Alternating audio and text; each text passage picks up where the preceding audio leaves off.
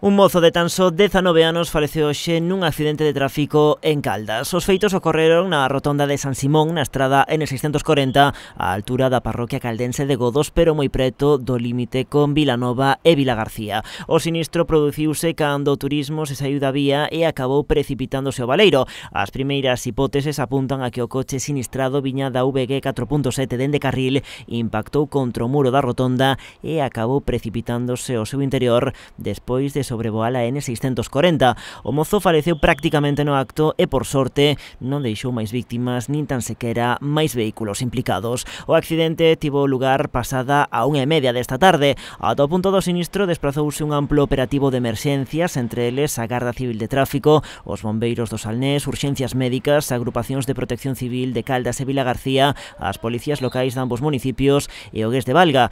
O 061 mesmo chegou a recibir a alerta para mobilizar un helicóptero ata o lugar do sinistro, pero a súa intervención quedou anulada unha vez se confirmou o falecemento do varón. O mozo falecido era natural de Valga, aínda que na actualidade residía no concello de Meis.